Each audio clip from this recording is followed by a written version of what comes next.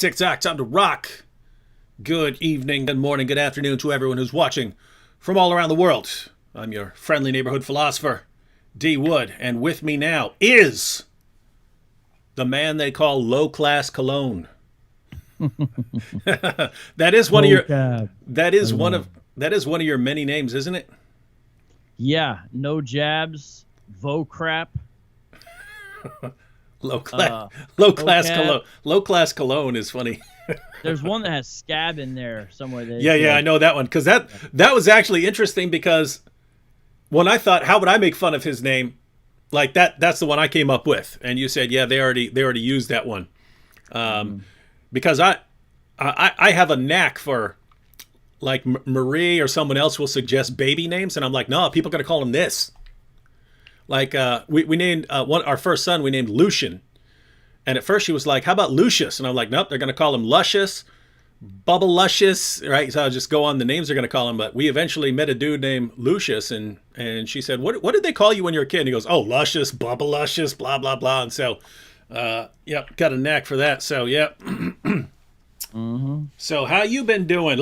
But before we get started on Mormonism, can't go too long on this but we haven't really talked demonetization. What happened there?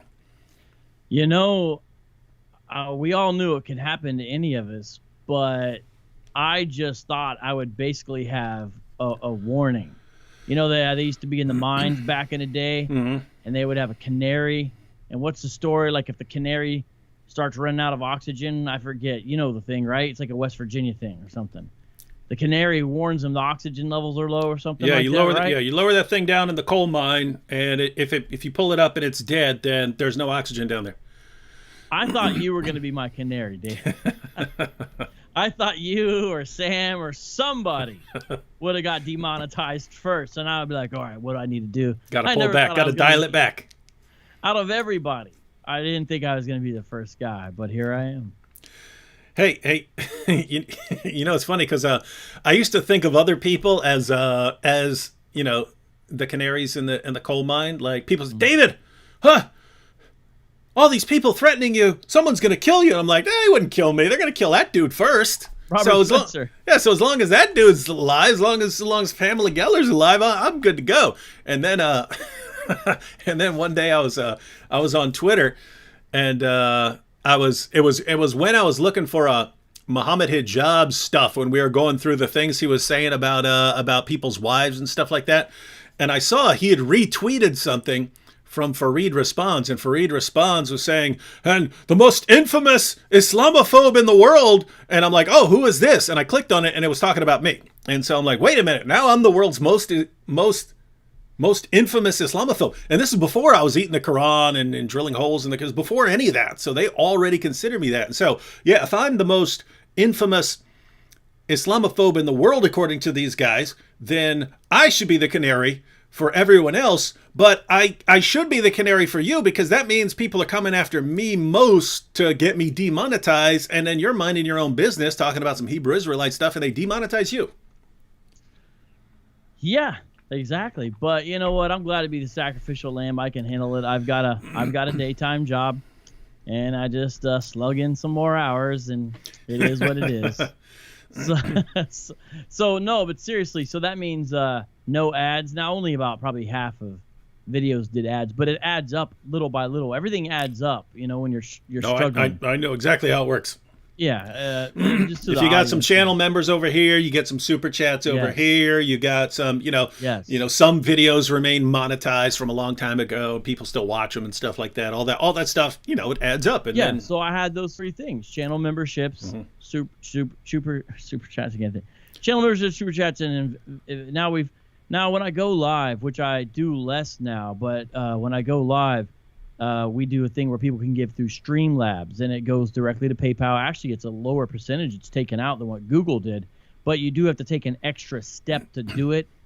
And so, not as many people know that, but we do have some workarounds. And of course, people have increased on Patreon and Subscribestar and things like that. But at the end of the day, it is a legitimate change in what I'm able to do. So I'm not able to hire an editor anymore. I was able to do some pretty epic videos, partially through working with more professional editors. I can't do that right now. Now, thank you, David. You helped me out for a couple months, and that's good. But the couple months are kind of up, so we'll see what happens. I'm not going to be on the street, but it just changes your rhythm and your flow and what you can and can't do. But we all knew it could happen, so we just adjust to keep on going. I got you, man. I got you. Okay. See, look. Here's what's funny. So H. Adamson said, "What's demonetized mean?" Well, H. Adamson, if you're on YouTube for a while, you can apply to be monetized, and that means people can send you super chats, people can send you, people can sign up as channel members, you can get ad revenue, and so on. And because we deal with controversial subjects, we have we don't get much from like ad revenue and stuff like that. But people do contribute channel memberships, super chats and stuff like that. And if you do a lot of live streams and stuff like that, that becomes an important part of your revenue for the month, and it frees up your time to focus a lot on doing things on YouTube and so on. And so when you get demonetized, YouTube just says, nope, too late. All of that is canceled. And all of a sudden, wait a minute. If your vocab was like, wait a minute, I was kind of depending on that too. Now I have to do other stuff to make up that difference. I've been flashing cash because, was it last month? Something like that. A while back, a bunch of the Muslim apologists on YouTube and Twitter started a campaign to get me demonetized from Patreon. And when people found out about it, I got like 250 new patrons. So that's why I've been flashing cash and so on. And that's why I can help Vocab out and stuff like that when he's struggling some. But here's what's interesting. But I also started getting messages saying like, hey, David, since you got 250 new patrons, do you mind if I support someone else on Patreon? And I gotta say no, I don't mind, right? So that's totally fine if you know someone else, because guess what? I'm not struggling. I'm not struggling. So yes, if you're supporting me on Patreon and stuff like that, and you know someone or this, there are people who say, hey, I could give it to my church instead, because churches are having a lot of trouble because there's not a lot of attendance in during COVID and stuff like that. So yeah, those are all the issues that are involved here. So we're hoping Vocab gets remonetized on YouTube. In the meantime, the link to his Patreon I put in the description box. So if you want to, and keep in mind, Vocab does some crazy stuff. Without Vocab, there was no Islamicize Me. Without Vocab, there was no Muhammad's Boom Boom Room. And this is the guy who's dealing with the Hebrew Israelites in the world. I mean, there are multiple people, but this is kind of the guy. They've said this guy is the one we're going after once we go on a killing spree. He's the one we're going after. So lots of good reasons to support Vocab. All right. My favorite quote on that is the guy who says, in the kingdom, we're going to pass Vocab's bones around. Nice. And a guy says, I got first dibs. And a guy says, no, that's not fair. The elder of our camp should get first dibs. You go next after he's done playing with them. It's just so weird. Well, it's cool if GMS is right, because I'll be one of them. Yes, because you can beatbox. Yeah. You might be an Israelite, David Wood. David Wood's cool. GMS, they think I might be one of them. And so I'll be, I'll be with them passing Vocab's dead bones around. Yeah. That was one of the times you were genuinely. David's not really a person who's like surprised that much, but I think you were genuinely surprised. Even though I said, David, these guys are gonna like you, and I bet they're gonna say you could be one of them. And he's just and I don't think he thought I was serious. And then they said it, and the way he turned over and looked at me, and I was like, I'm Israel in a split second out in Harlem, but I think David's genuinely chuckling because I think he's legitimately surprised right now. It was a funny moment. It was a magical moment in apologetics for sure. That was pretty cool. I know I have lots of people on YouTube who like me, but I'm used to having people really, really not like me and want me dead. So I'm showing up with Vocab Malone. I thought I was in all kinds of trouble, and they're like, Brother Wood, yes, we can't wait to embrace you. You can take over the leadership. Yeah, you're like, hey, I'm not the most hated guy in the room all of a sudden. I like this. Yeah, that's how they win people. Anyways, all right. But lately I've been doing stuff on Mormonism. Mormonism. Yeah, no, what's up with that? Because I'm out here East Coast, and I don't even really see Mormons anymore, man. Right. Haven't had a Mormon knock on the door in probably 16, 17 years, something like that. It's been a long time.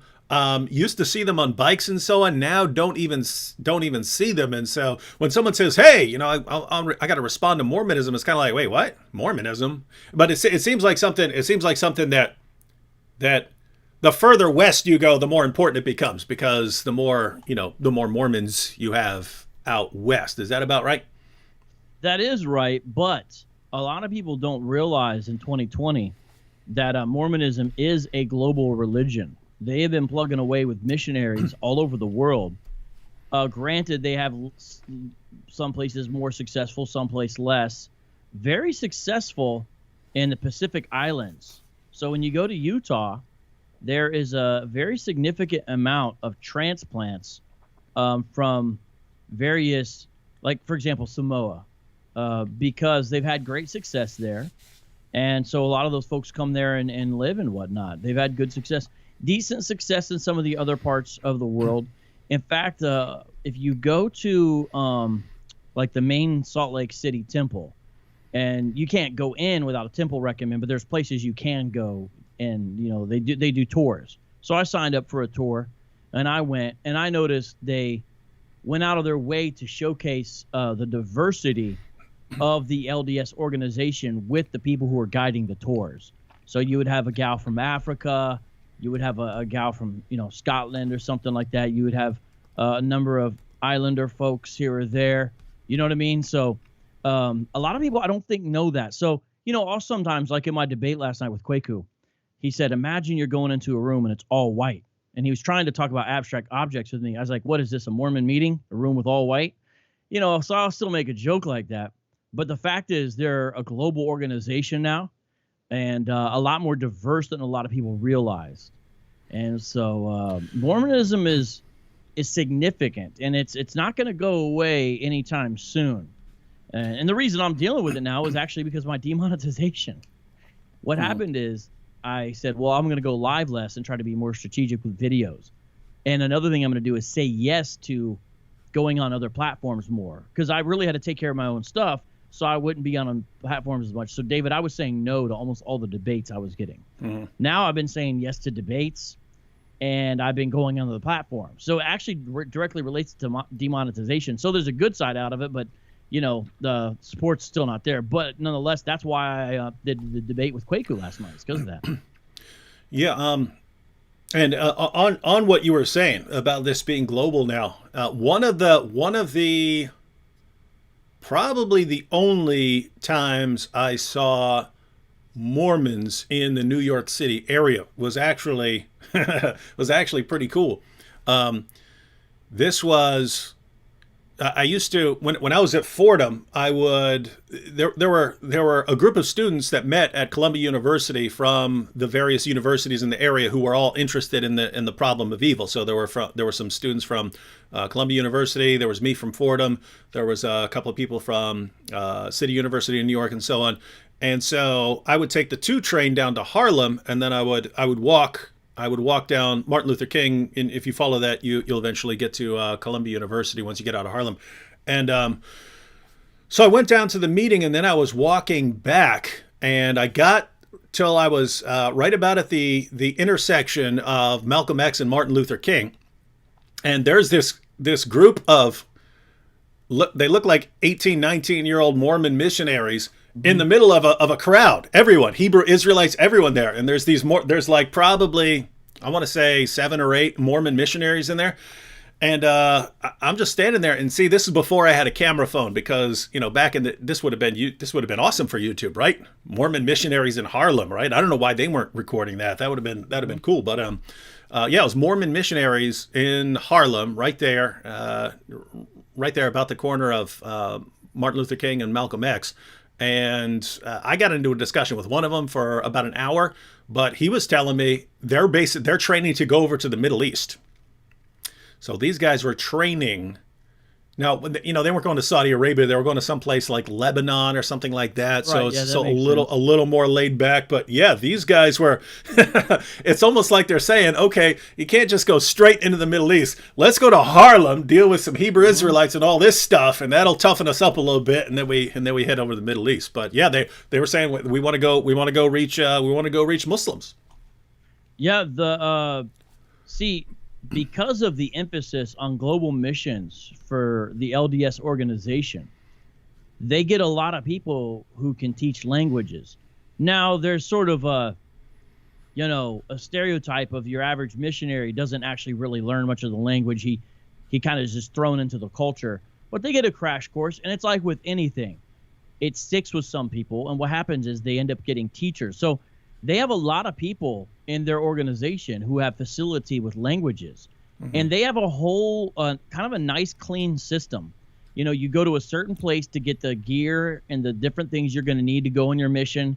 You meet up with certain people who are in charge of where you're going to go, and it's kind of like the Army in the sense of the Army has a system and they have reasons, but a lot of it depends on who's in charge, meaning they don't always make the perfect decision. But there's a high level of competence in the LDS organization that, again, I don't know if people realize. There's a high level of competence in the organization. You have a lot of people who are serious about it, and these folks get used to failure. These guys, the missionaries I'm speaking of, they have to learn how to be tough. And yes, it's true. You'll find stories of guys losing their faith in the mission and things like that. And but I think those are sort of exaggerated, to be honest with you.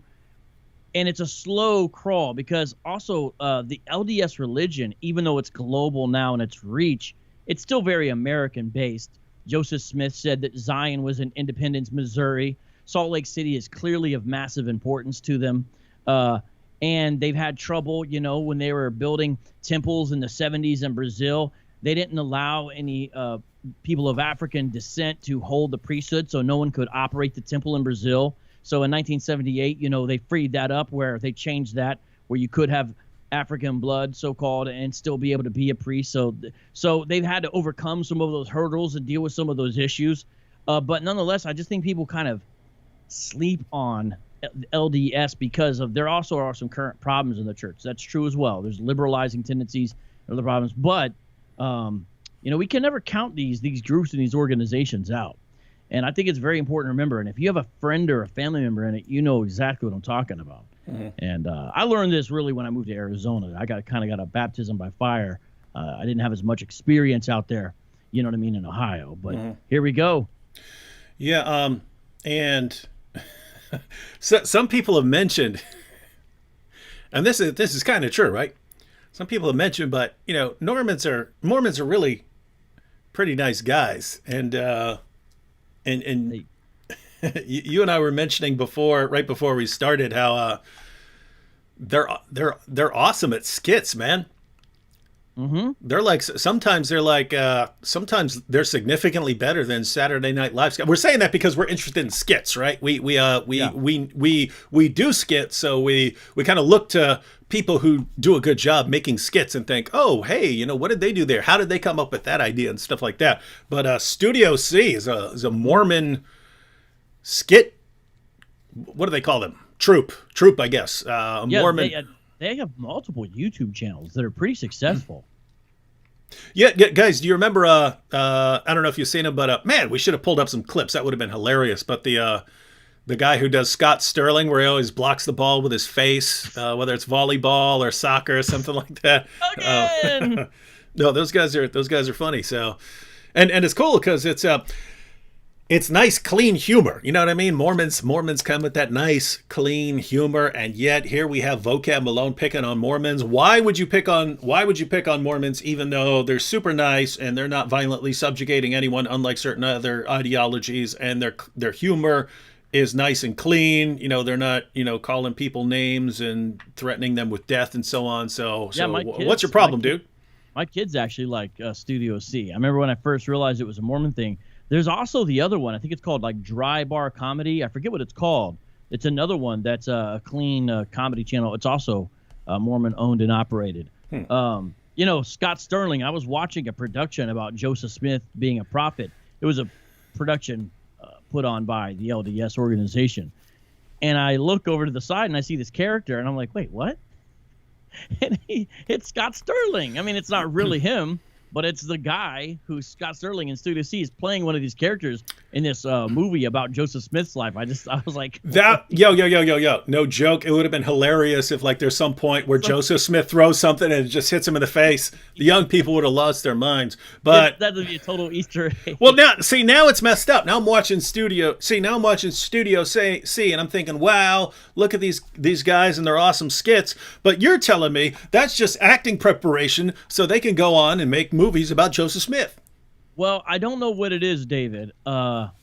Mormons. Now, first of all, every time we say Mormon, we're using outdated language. They had an official proclamation recently about the name, and they said, "Look, stop using the name Mormon, and just only refer to us as the Latter-day Saints. We are LDS." Da da da da. And so there are some Mormons who have even embraced calling themselves Mormons, so they've had to readjust. Like I think there's a website, Mormon.org. There's a famous YouTube channel, well-known, called 3 Mormons. They're trying to work out all the details, you know. That's kind of rough, though, right? Because if you don't agree with them, it's like when newspapers call Muhammad the Prophet Muhammad, even though you don't believe he's a prophet, but you're calling him that because that's what people insist that he should be called. If you call someone hey, you're a Latter-day Saint. I understand, that's the name, that's a title for a person in the group now, but it's kind of like you're calling them a Latter-day Saint and saying, therefore, I agree that you are this saint who's coming along in the latter time. So that is, whereas with Mormons, you don't have that. If you want to be called a Mormon, right. You can be called a Mormon, right? That's part of the struggle I have. I'm not trying to be disrespectful to them, but I also have trouble calling them saints in that official kind of sense. That's why I feel a little bit safer if I abbreviate it, LDS. And if you notice in my own language, I try to say the LDS organization. Mm-hmm. When I've been speaking here today to you, I try to avoid calling them a church, frankly. And so because I don't view as a true church. Now, with me, everything is very contextual. The reason why I deal with Hebrew Israelites is because they kept on popping up in my corner and running into churches in my neighborhoods. Same thing with Mormonism. To me, all this stuff is fascinating, interesting, and matters because it affects people's real lives. But it's a little more theoretical until you have them on your doorstep or out in the parking lot or your friends at college and things like that. Well, when I came to Arizona, that's exactly what happened.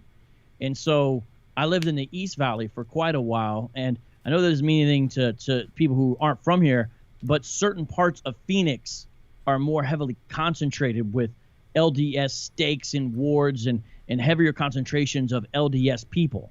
And the East Valley is one of those places. So when I say they're everywhere, all over, I really mean they're everywhere, all over. I remember a speech class I had at a community college I was attending, where they teach you how to give speeches and all that kind of thing.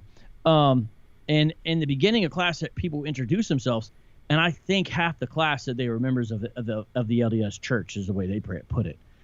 I was like, about half this class thought that it said they were LDS, and this is at a normal secular college I was at. So it's everywhere. So that's how I really got into it. And if you notice, even the people that I put up on the thumbnail there, David, mm-hmm.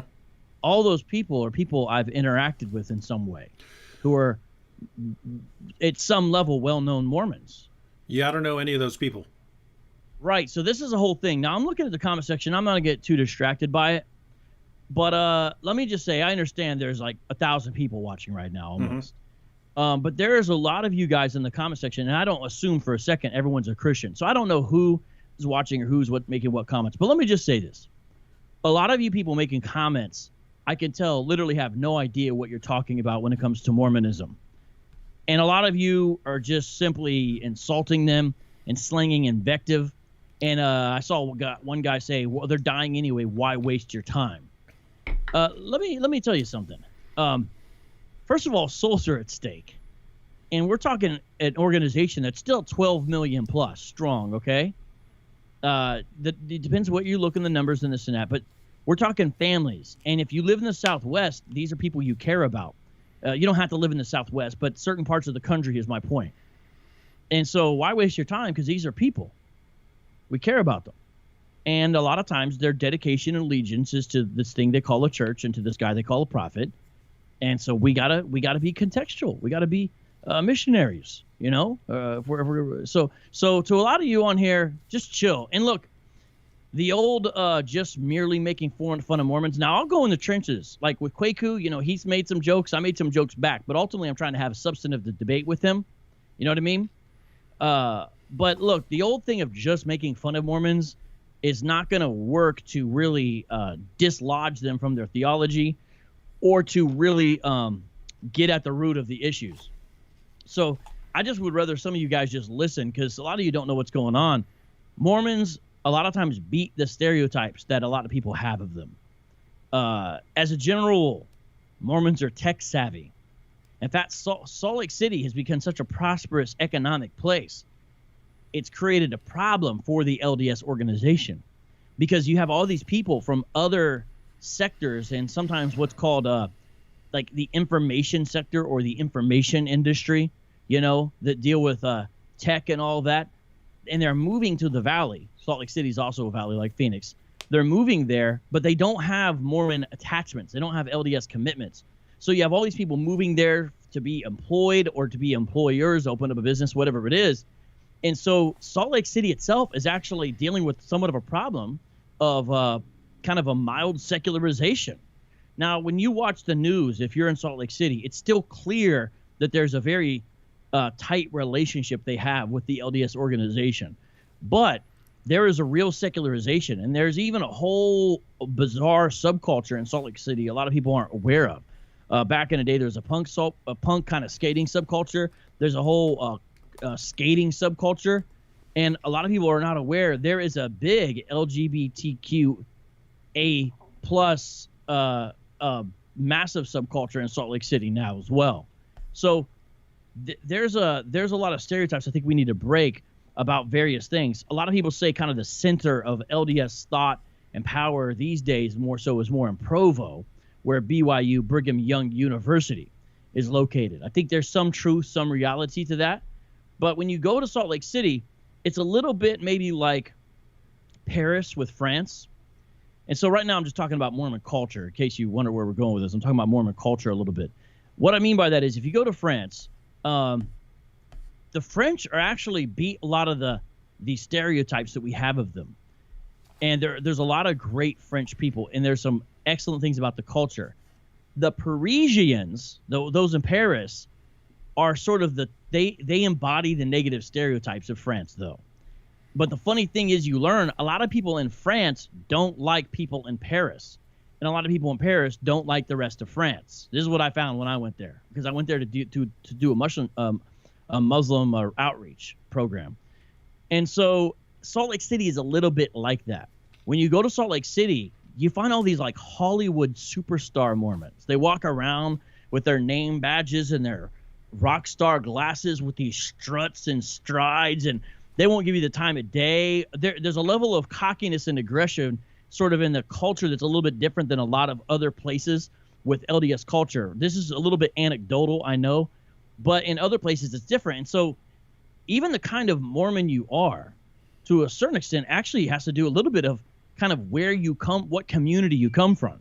Because there's also the more rural areas of Utah, and that's a whole nother situation. There's Arizona, which is different. There's the Idaho folks. That's a little bit different. So there's a lot of differences here, and I don't know if people realize how much has changed in Mormonism, yet there's still a lot that has stayed the same. You know what I'm saying? And at the end of the day, Mormons make great neighbors. It's a stereotype. I think that's true. Hang on. Who would you rather have as your neighbor? Mormon missionary or ISIS? A Mormon missionary. Mormon missionaries are paint there your you got fence, it, ladies and gentlemen. Carry your groceries. That's your proof. Rake your leaves.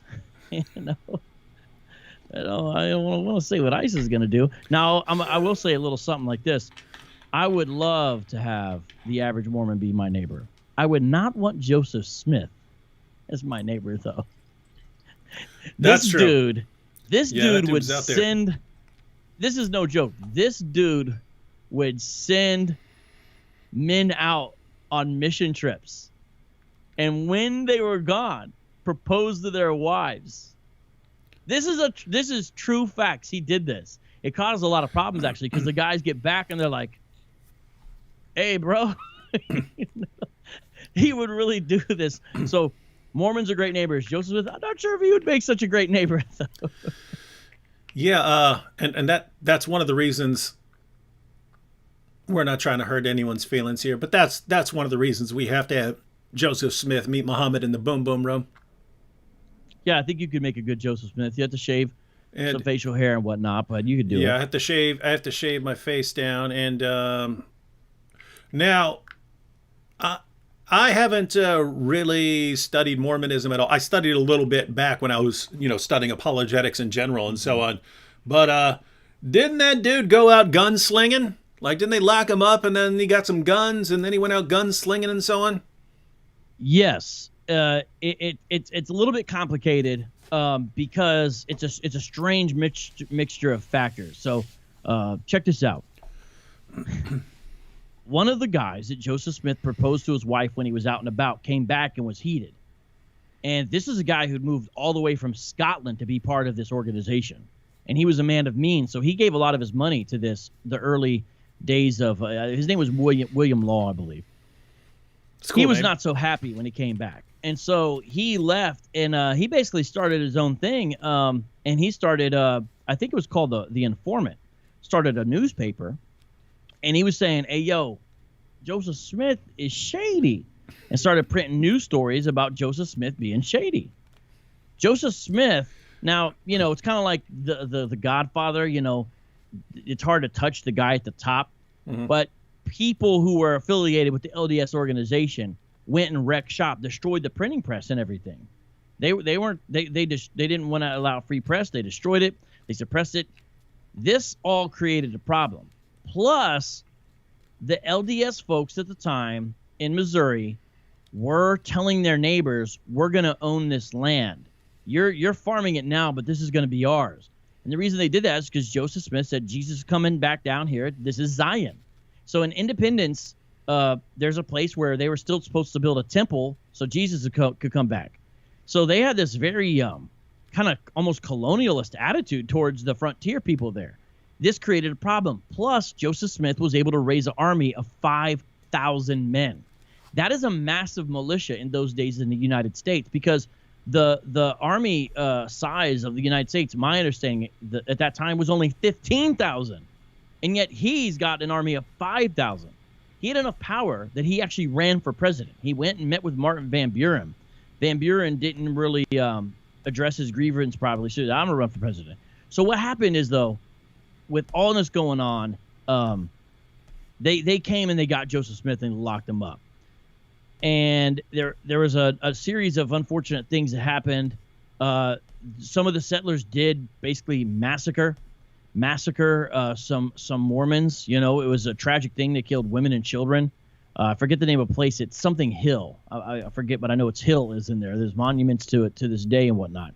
So there was sort of a back and forth. Now, when you watch a Mormon documentary talking about this, they make it seem like they were just the nicest people getting persecuted everywhere. They leave out what they were doing, like, wrecking people's printing presses, telling them we're going to own this land, having massive militias, taking dudes' wives. No, I just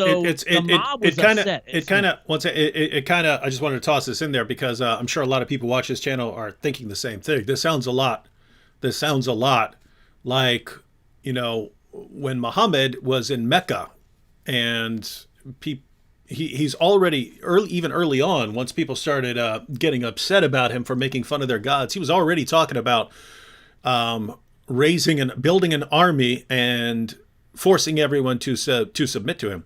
Then eventually they start persecuting him and so on. And he tells them, "I bring you slaughter," right? He announces that in Mecca, "I bring you slaughter," right? So then they really get mad, and they have to leave.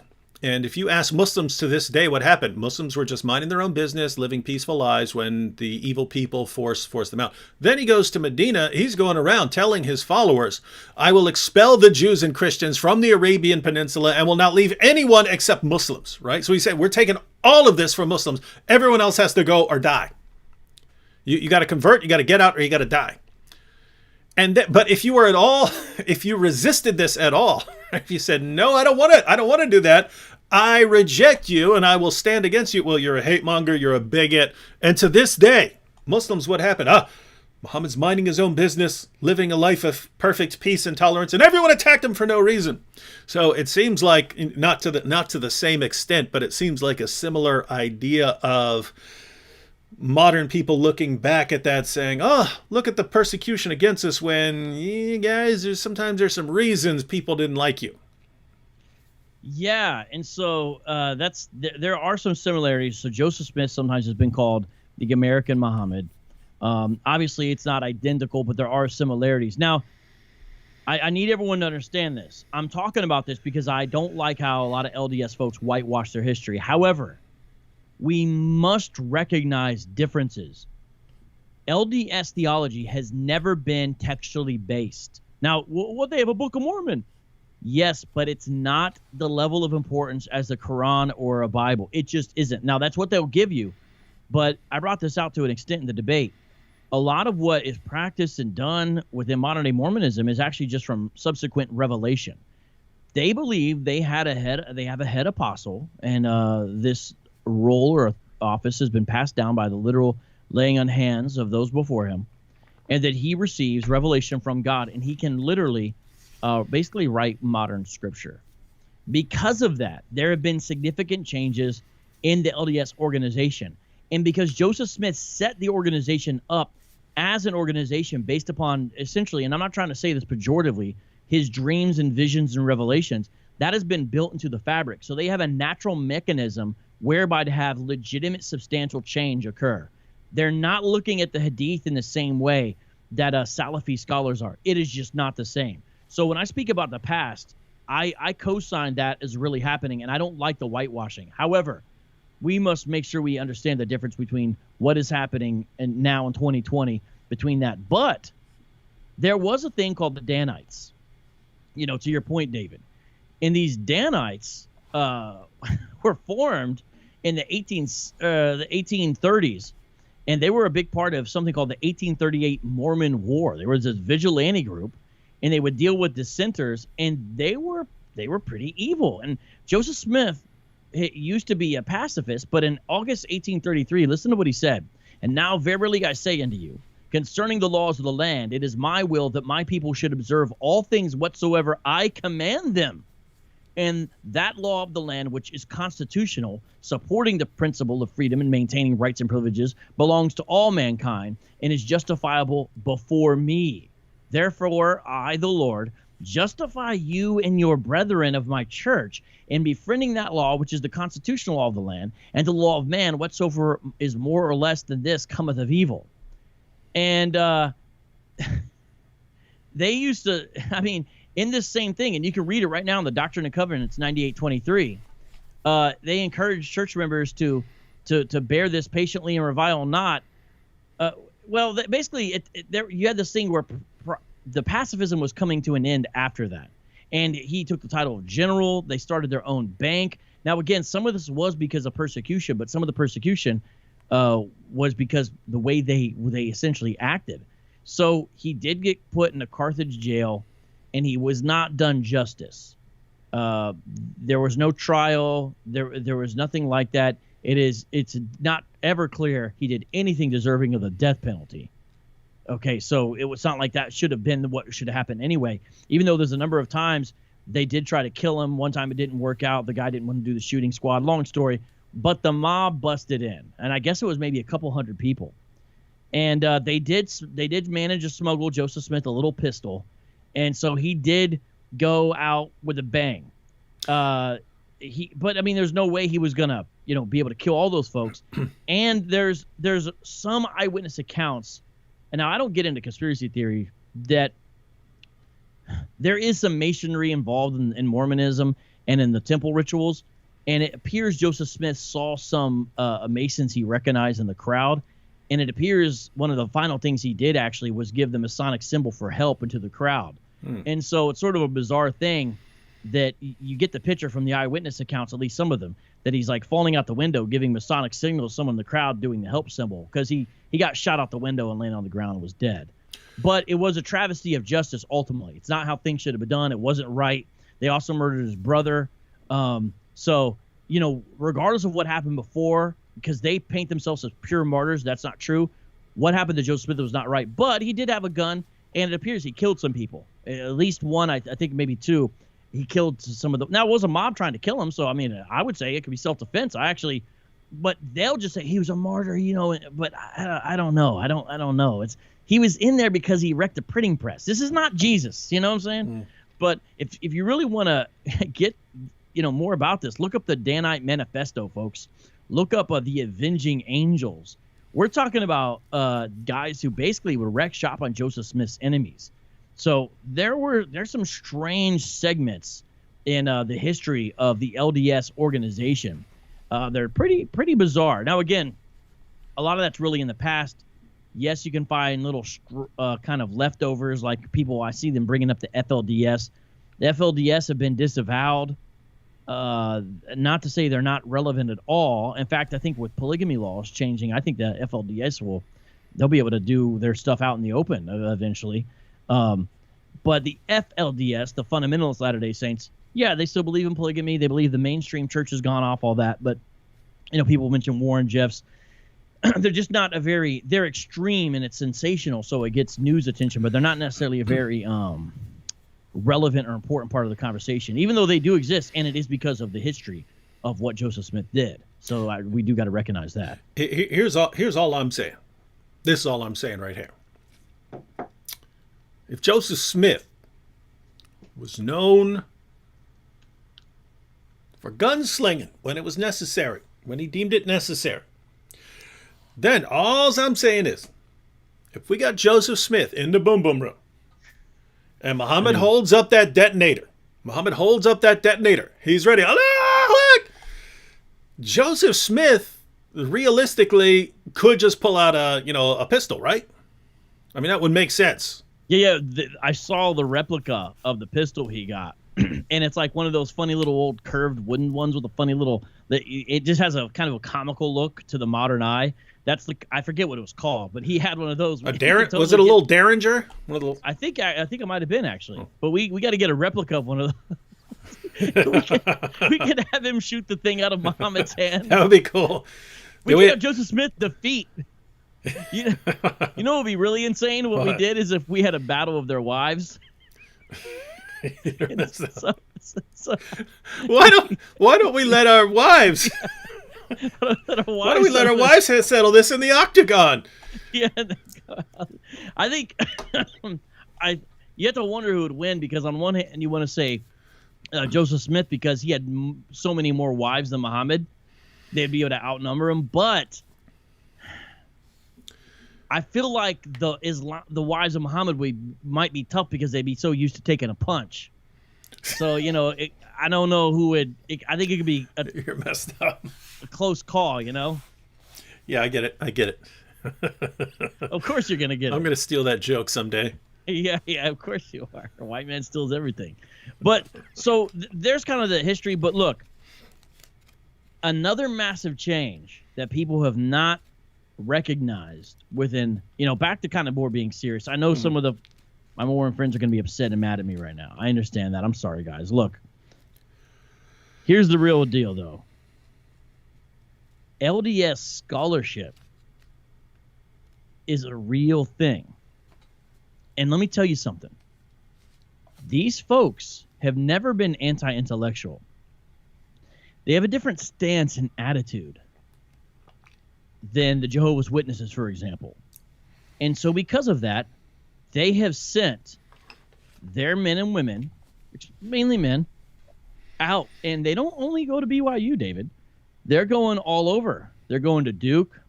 They're getting degrees in Semitic languages. They are learning the background of Egypt. They're learning the background of ancient Near Eastern cultures. This has become a specialization of some of these folks. The reason is to be able to have facility in working with available materials to do some apologetic work in regard to the Book of Mormon.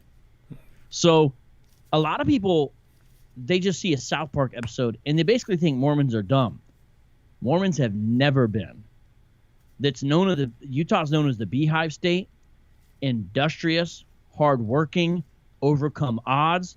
People have this perception of them as kind of like weak or white or something. These are tough people who come out of a frontier background. You go to Utah, these dudes are in shape. You talk about some dudes with jump shots. Find me a Mormon missionary without a jump shot. There's a couple, but these dudes got jump shots, bro. I'm telling you. So I'm just trying to explain the mentality that I don't think a lot of people understand.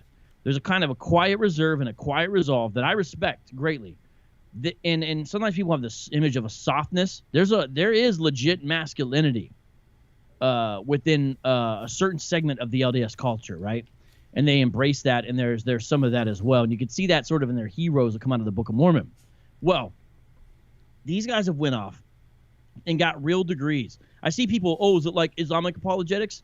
I would say it's now granted they haven't had as long to develop resources as the Islamic world, and that's real, and there's less of them. Okay. However, I would say their level of apologetics in 2020 is potentially more sophisticated than the average Islamic apologetic, and I don't think people realize that. There's a very fascinating paper, and shout out to D News. She kind of helped me do some cliff notes on this. It's called Mormon Scholarship, Apologetics, and Evangelical Neglect, Losing the Battle and Not Knowing It by Carl Mosser.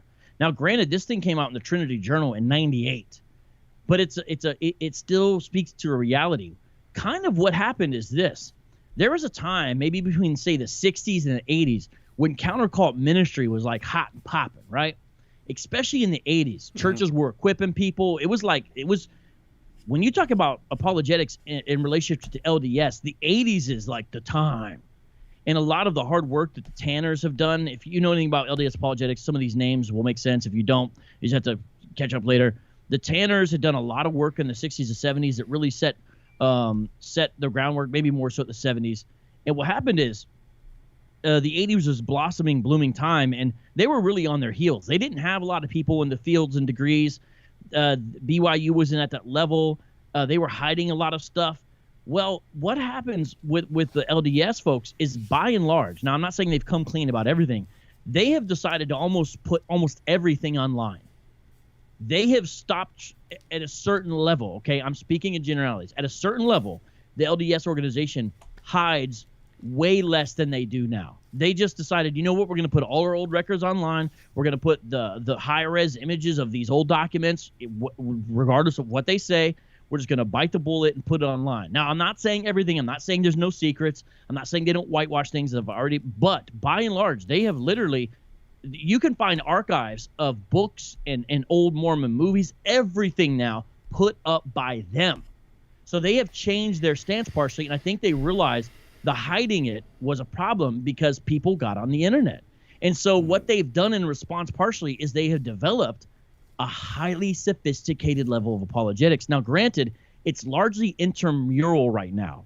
So they'll say, here's this problem, let's tackle it, and they'll put all their resources, which I don't think people understand.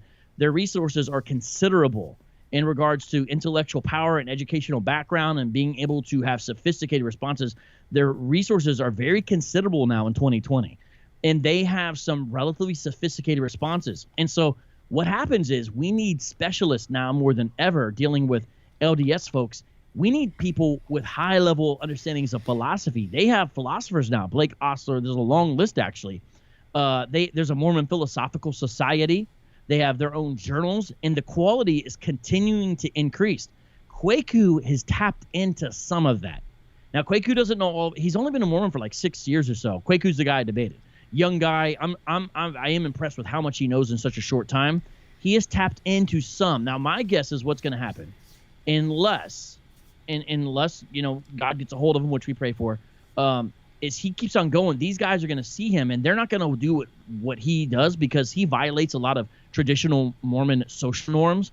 But a lot of Mormons still root for him, but they won't do the same thing. But I bet some of these high-level guys are going to see what he's doing, realize the value, get a hold of him and say, hey, here's this argument, here's this argument, here's this argument. And he's good at communicating these things. So I don't think people understand there's a lot there. So a lot of evangelical responses to Mormonism are based upon outdated ideas. Now, some stuff's never going to go away. They can't fix the conflicting 9 visions that Joseph Smith that are written the first account. And but they have sophisticated responses to them, though. They've actually tried to harmonize it similar in a way. I'm not saying it's the same thing as the resurrection accounts in the Gospels. They've taken a similar approach and actually used some of the same lines of thought and lingo and whatever to try to deal with it. So I just think people should be aware. And look, if you're really going to deal with it, you got to go all in. And we need more high-level specialists to deal with LDS folks, as well as on the ground as well. But a lot of what we've been saying and doing is based upon outmoded ideas. And I just wish people would see the lay of the land has changed a little bit more than we realize. And just making fun of them is just not going to cut it anymore. Because honestly, I just see a lot of that. Now, like I said, I'll get it in. Kwaku came at me a few times, so I came back. But when he laid off, I laid off. Because we can be cool. We can do this, okay? But at the same time, we've got to go past merely just that. But the thing is, a lot of them aren't willing to debate. A lot of these guys like to write. So they'll write journals, they'll write long blogs with 88 footnotes that half the time are irrelevant to what the main point of the paper is. They could try to drown you in footnotes sometimes as an operational maneuver to distract you from what's really being discussed. I've seen this happen. But there are some exceptions. And I just wish that Christians would kind of like take everything seriously and realize that, and be willing to be specialists in these areas, because that's what we need. We need more and more, in my view, apologetic specialists, and we need less general people. Now, it's tough because here I am supposed to be a specialist in Hebrew Israelites. I'm talking about Mormonism, right? It's hard, man. I'm interested in so many things, but we really do need more and more specialists. And so I am praying for a generation of thoughtful people who aren't going to compromise, who love the Mormon people, who become specialists in these things and really, really dig deep. And I'll stop talking there. That was sort of a long rant. Interrupt me anytime. I apologize, David. Well, I know next to nothing about Mormonism, so if we're talking about problems in Mormonism, there would not be a lot for me to interrupt you on. So, do you think there? More I could say. Do you think there are some problems with Mormonism? Yeah, there's massive problems. Okay. If you were sitting beside a Mormon on a train and you could only share one problem with him, what would be your go-to problem? I mean, I've got to share the gospel. The problem is not understanding the gospel.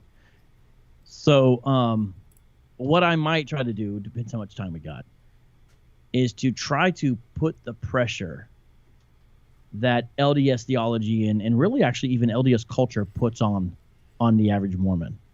What I mean by that is this idea of, we're saved by grace, after all we can do. They say stuff like that. Put the pressure on them. Let them feel the weight of this idea of after all we can do. Because nobody ever does all they can do. And they don't do it right. Put the pressure of the law and upon sin upon them. If they can really see that, I think their eyes can be open to the fact they need a Jesus who is more than a means to an end. Because Mormonism in its essence, David, is a cosmic eternal prosperity gospel. Jesus teaches you how to become a god and have your own planet. That's what he is. You're not going to an afterlife where you worship Jesus. You're not even going to be on the same planet as him. He's over there where he is. The Father's over there where he is. And you, if you do your temple stuff properly and get exaltation, you're growing into a deity. And you're the sovereign of your own planet. Yeah, it'd be pretty dope. Is that what you just said? Yeah. Right. So putting the pressure, I think, of them thinking they're good, because basically, Mormons look around at a decaying society and they're like, look at these Christians, look at this crazy culture. Everyone knows we're clean cut and good. We are. You'll find that. They need to really see God's holiness from the scripture and really see their own sinfulness and shortcoming. And if they can start to see that, they can start to really realize their need for a savior. So it's not about trying to make them feel bad or anything. But then again, yes, because we need that sense of, I have sinned in the sight of a holy God. So I would just say that would be really the thing to focus on, not the contradictions in the first vision or something like that right away. Just that, because now here's what's tough, David. Everyone listening, if you try to talk to your average LDS friend about the gospel, they have made a shift recently, starting at the highest levels, where they emphasize grace more. They emphasize grace more than ever. So you'll hear them say grace more than ever. They've taken a step back away from sort of the legalist kind of perfection moralism, but it's still there. It's still present. It's still there. So it is tricky because you'll be speaking to a Mormon about the gospel, and they will sound like they are agreeing with you. And we just got to really keep on pushing, because sometimes you will witness to an LDS member, and at the end, there's this feeling of hopelessness you have. I'm telling you from my personal experience, where you're like, man, I tried everything I could to get this guy to see from the scriptures, and all of his answers were linguistically correct. The words that came out of his mouth were, but I know he defines all these words differently than the Bible does. And so you feel this hopelessness, because he is literally using, some of these guys, they literally will use the right words, but I don't even know if they fully realize, because they think they're using the right definitions for the words. I don't think they're all trying to be deceptive. I think they're feeling like they're using the right words with the right definition.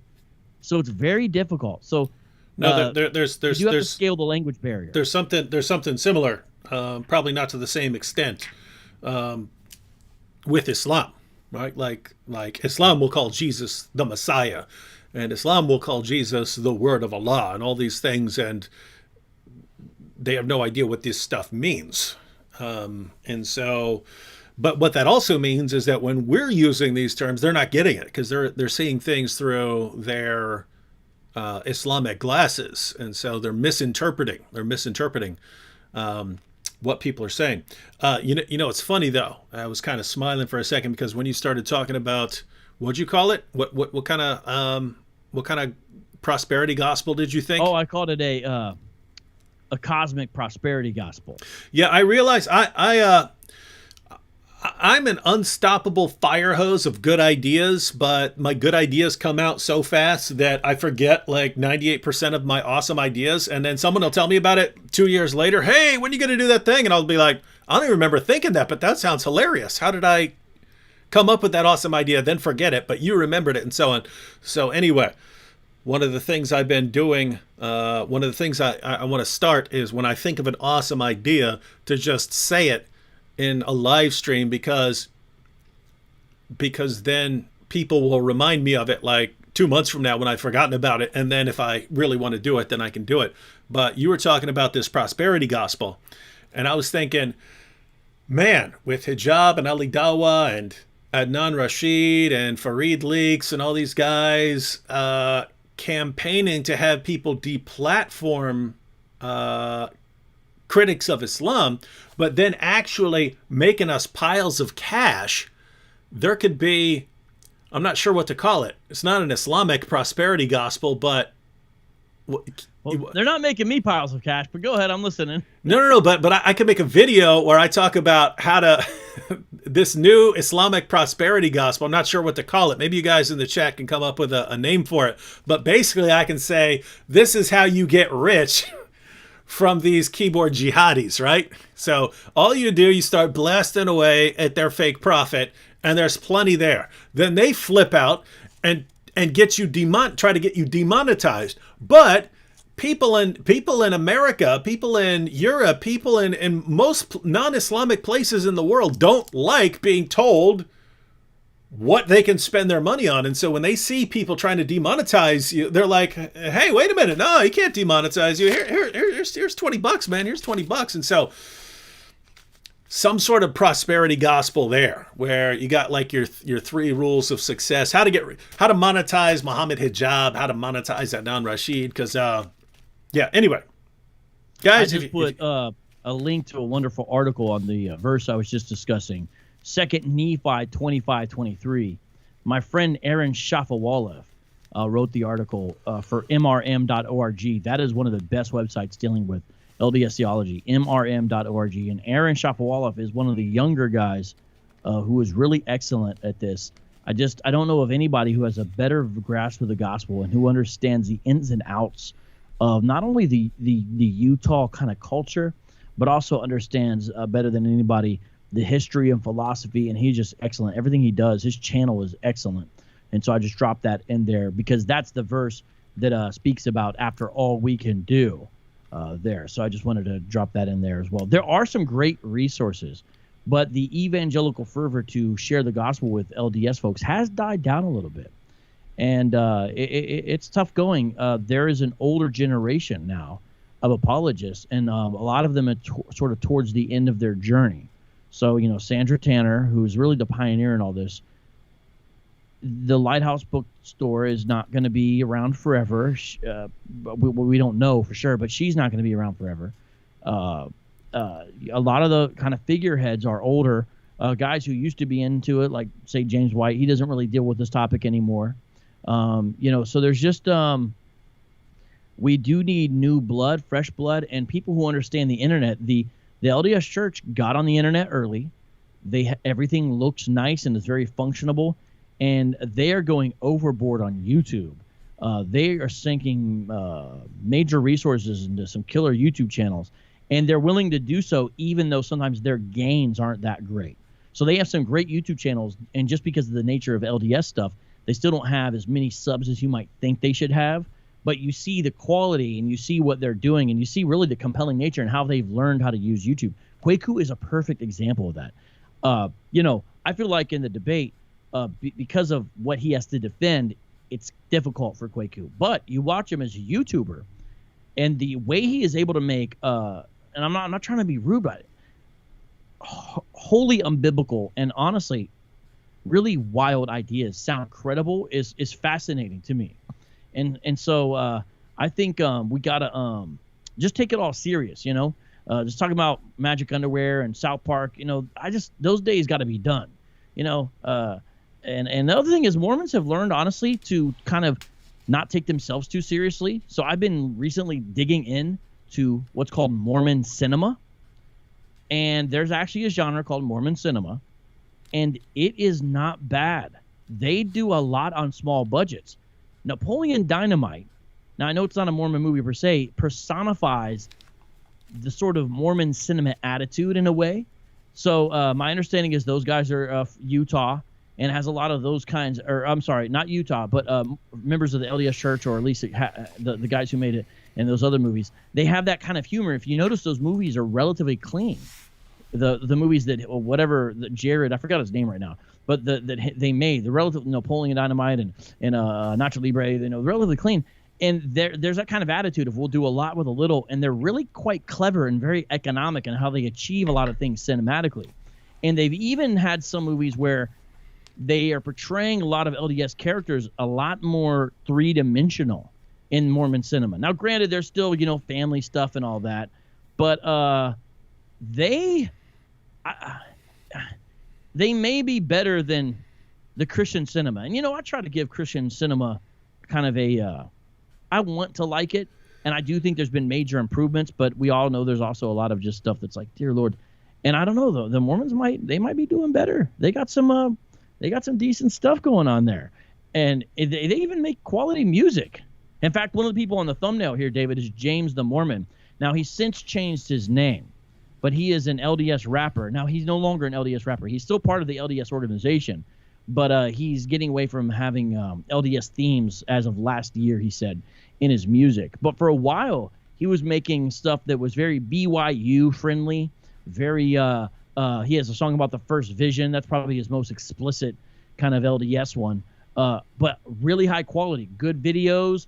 He's a dope MC, good lyrics. I actually did an interview with him. It's actually called Interview with the with a Mormon rapper, and it's a sort of a heartbreaking interview because at the end he really just expresses his heart, and it's really just it's hard to hear in a way if you really care about people as you speak. You'll see what I'm saying. But so that's all reality. So I'm trying to in a certain way break down some of the stereotypes. Now I hope my LDS friends see that, by giving certain levels of credit to Kwaku and JTM as he calls himself now. I don't know if he changed his name now.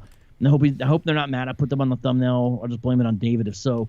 And the other two guys, there are also two guys I've talked to, Jackson Washburn and McKay Jones. Now, McKay Jones is from another era of apologists, and I don't know if he's really in it. I think he's just more teaching German these days. But Jackson Washburn is another young, bright Mormon apologist. A little bit different than Kwaku. Kwaku, despite being modern in his outlook, is actually traditional in a lot of his theology, somewhat conservative. Jackson, a little less so. Jackson is definitely, though, a sort of a intellectual powerhouse, young guy. And I've had a number of private conversations and public conversations with, well, not really private when I say in the sense of we're talking, there's a bunch of people around, but we've talked a few times. Really bright kid, and and he's also on the thumbnail. He's done some apologetic things. His approach is different, but they both have an emphasis on millennial, and with Kwaku, it's almost Gen Z. He's very popular at BYU.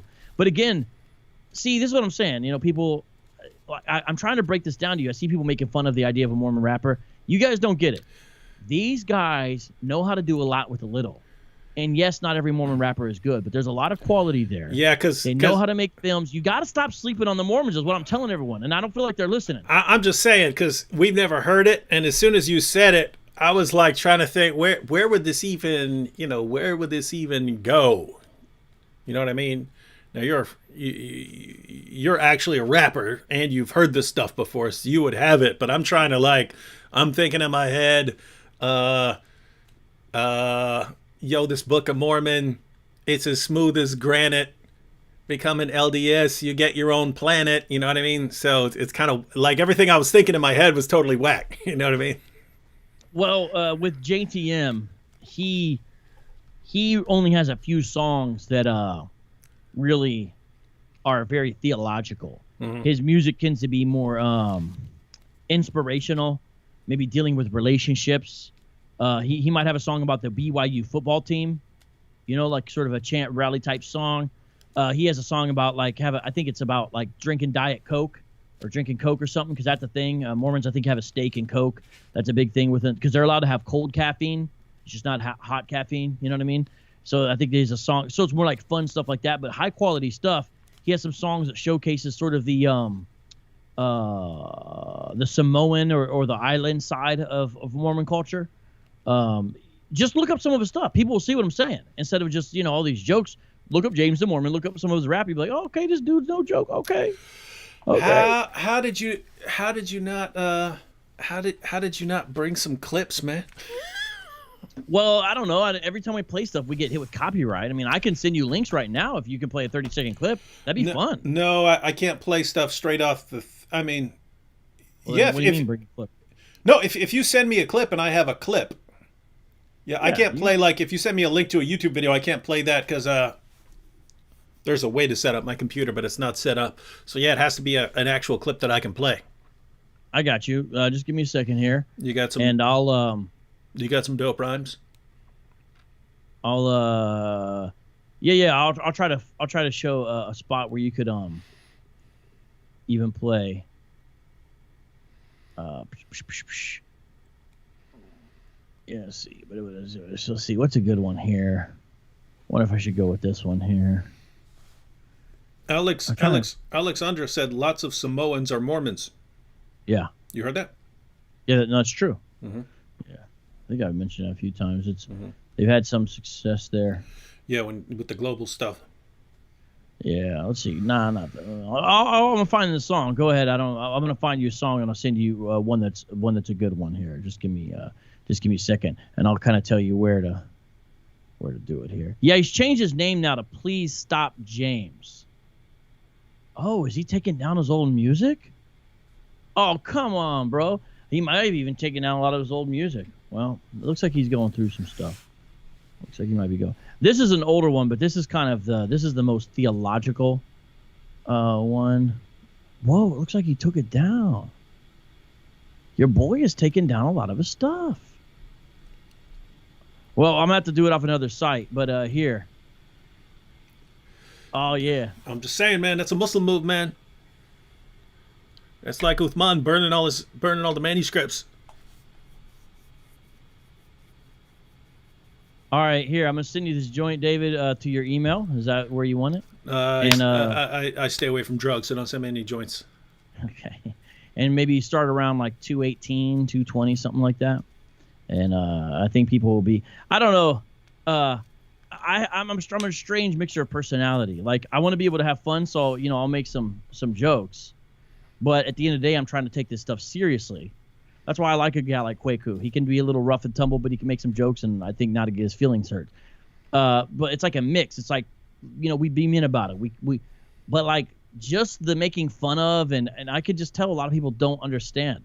My guess is if someone has a Mormon family member, if someone's lived in Utah or Arizona or Idaho, those people know what I'm talking about. And they're probably glad I'm talking about what I'm talking about. A lot of you I just can tell they don't know what's going on, and you just guys need to read some books. And you know what? Let me give you some resources here while David's pulling that up. I'm gonna start off kind of now. Wait, how am I pulling this up? I'll just send you the YouTube link. You just go to around 220. Maybe go to around 220. You sent me a YouTube link? It, right? No, I can't. I tell you, I can't play anything that I haven't imported as a video. Oh, you need me to download it and then send it to you? Yeah. So don't worry about it now. No, I could do it right now. It's no big deal. Okay. Just go ahead and talk. Go ahead, talk. I have to concentrate. All right, ladies and gentlemen, let's take a few questions. Hey, I see everyone responding to a comment by Islam Critiqued and laughing, but I don't know what he said. Repost it. Come on, people. Oh. I found it. Keep in mind, YouTube censor that this is joking, but Islam Critique said the Jews don't pay nearly as well if you're critiquing Mormonism. Oh, I get it. Yeah. Yeah, it's not hard to get. That's why everyone thought it was funny. That's why I see here. See, if you're critiquing Islam, if you're going after Islam, you know what I'm saying? If I would do that, I'd just be holding up a bunch of bills. People, subscribe to my Patreon, please. Patreon.com. Vocab. And Vocab Malone. All right, I am sending it to you, and you have access to the actual video. And if you go to about like where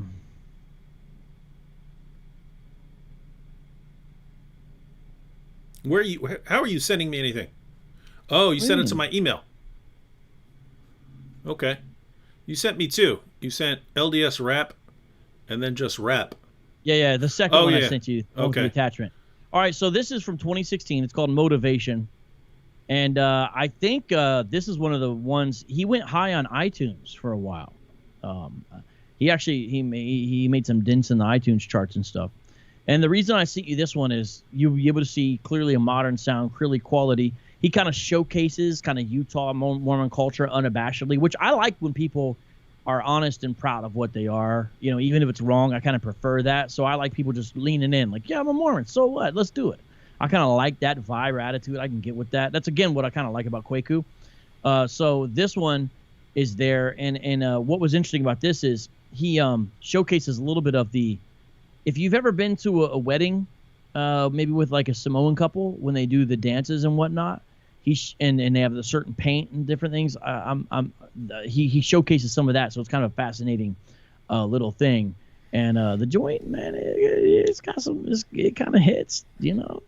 And then so those are the four people on there. You got McKay Jones, who is a Mormon apologist, kind of from more like in the early 2000s at this point. I don't think he's doing stuff anymore. He used to write some articles and go to their conferences. They even have apologetic conferences.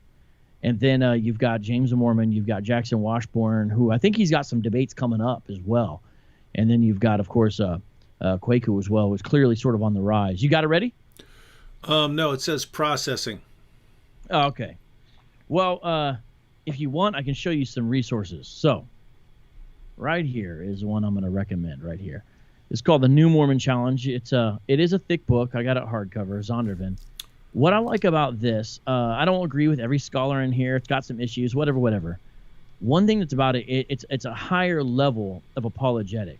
So, for example, now you need some philosophy in your background to understand some of this. That's a fact, because there is a section that gets really heavy on philosophy, especially in dealing with Mormon worldview, pages 90 through 243. But J.P. Moreland has an amazing chapter responding to Mormon materialism. And Mormon materialism, as you heard in the debate with Kwaku, is part and parcel to most of their worldview. Now, there is a paper out there by a Mormon scholar, I forgot his name, Brown, I think is the last name, called Mormons Probably Aren't Materialists, but all it does is showcase the diversity and the problems of having matter being ultimate. But J.P. Moreland's essay on this is it's so helpful. But again, if you don't have a little bit of philosophy background, that's kind of a chapter you might want to skip. Great work on monotheism and Christianity, the Book of Mormon as well. Got some top-notch scholars. And so this is really a book I recommend. It's kind of a book you go back to again and again because of the individual chapters that are so helpful. Are you got that up yet? Yeah, I have it. All right, you wanna drop it? No, where do you want me to go in this video? About 2 minutes maybe, and there'll be about a minute left in the song there. I mean, how much do you want to play? I have to click on it. We'll see how it starts off, and then I'll fast forward to 2 minutes in there. Yeah, I got it. He's it's this James the Mormon rapping. I know where it is if you put it on. I'm gonna click on it. Maybe go 158, 159, because I wanted to get on a part where you can see the Samoans doing their stuff. That's why but also check out the music. All right, you ready? Let's do it. All right, we'll see what happens.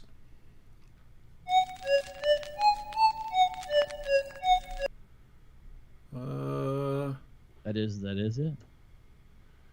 This whole thing's Mormon? This is Joseph the Mormon rapper. That's the whitest dude I've ever seen in my life. Baby, tell me what you're thinking, I'ma give it motivation. Yeah, it's motivation. No, I bring the fire like a source. Anytime I listen to you, I be thinking garbage. Everybody with me from the Bay to with the Harlem. I know that you're starving like Matt Damon the Martian. And I don't need appreciation. I'ma take the game, then I'ma rearrange it. Anybody hating, I don't feel you like a payment. Baby, tell me what you thinking, I'ma give it motivation. Baby, tell me what you thinking, I'ma give it motivation. Yeah, it's motivation. That's the end of the song. I just played a little clip. Yeah, that was that joint's hot. No, that was way better than the one I came up with. That's what I'm saying. Yep. That song is hot, man. Yep. That ain't no joke. He's got a whole catalog of dope stuff like that. Why are people saying it's terrible? And you guys must not be hip hop fans. The people complaining, I bet you just don't like hip hop fans. Every hip hop fan, don't comment if you're not a hip hop fan. Yeah, see, I do not like rap. Well, then I would block. That wasn't mumble rap. He's not a mumble rapper. Music is of the devil. You guys are irritating me, man. See, you know what? This is the problem. Man. I only like Gucci Gang. That's not Gucci Gang. They look, man. I can't read these comments anymore, David. I don't know these people, man. All right. Well, I got other stuff. Yeah, you want to get back to Mormonism? Well, yeah, I'm just more recommending or telling you about some books. So and by the way, all of that, even though people are like, why are you guys talking about rap? Why are you talking about this? Why are you talking about that? Vocab was making an extended point, which he condensed to Mormons do a lot with a little. And he's explaining how they're putting out movies and music and everything else, and doing and because we started off it earlier, we were talking about Studio C, and these you got to really clean comedy is super rare today, and so to see someone build a massive channel out of it and do it extremely well, and have, I would say, a couple of the best videos in YouTube history. The Scott Sterling stuff, those, if I were to make, I'm not saying like top 5 or something like that, but if I were to make a top 100 list, these guys got a couple videos. And I'd probably put the 2 Scott Sterlings in my top 20 list. So the point is, hey, as Vocab would say, hey, don't be sleeping on the Mormons here. Yes, like seriously, just we gotta. It's kind of simple, you know. Kind of we gotta stop this. Let me just show you a few. What? Frugal Finch said, "If it ain't Gucci Gang, then it don't schwang." All right, so here's an interesting book right here called "Claiming Christ," and the reason when this is interesting, it's a Mormon and evangelical in debate. Now, I don't always appreciate the way some of the scholars interact with the BYU scholars. Sometimes it's not very representative of reality on the ground, and so you got to kind of keep that in mind and just kind of understand that. However, this is still a fascinating back and forth, and that's some fascinating stuff. I actually got this, and I want to thank. This is something that the supporters did help me get in preparation for the debate, because there's some interesting stuff in here about their stance on creeds and stuff like that. And that's sort of a newer resource. And in relationship to that, I actually picked up a Mormon book by Mormon scholars. It's called Prelude to the Restoration. If you go into Deseret Books, they have an academic section. Yes, they have a section filled with figurines of Lamanites and Nephites and Mormon missionary action figures. And I'm not joking, by the way. Yes, they have that stuff. But they also have biblical works and theology and philosophy and music you can buy and everything. I'm fascinated whenever I go to a Deseret bookstore. I'm just always fascinated. And here's this. Here's a Mormon scholar, and he had a whole chapter on the creeds, because Mormons have been very anti-creedal historically. And this is just this is a very interesting book, because it's actually chapter 14. All their creeds were an abomination. A brief look at creeds as part of the apostasy. John Welch. And you know, a lot of these books, if you don't have proper training, they do have spin in them, so they can be deceptive to a reader who is not doesn't have some of the training to discern. And I'm not, and I do want to make that known. But this is higher level stuff than I think a lot of people are ready or used to. There's a ton of high level BYU papers online that you can grab as well. I mean, check this out. I guarantee most people don't know this exists. And this is another thing. I got to give a shout out to Liza J for making this happen. Okay, so shout out. The Oxford Handbook of Mormonism. This is printed on Oxford University Press. Okay, look, this is a nice, important 600-page book. Terrell Givens is the guy who's the main editor here, along with Philip Barlow. Terrell Givens is sort of the Mormon egghead of eggheads. The intellectual class love him. He has all the stuff published on Oxford. Again, how many people know BYU scholars are publishing on Oxford? Well, they are. One of the main books I listened to is called Wrestling the Angel in preparation for the debate.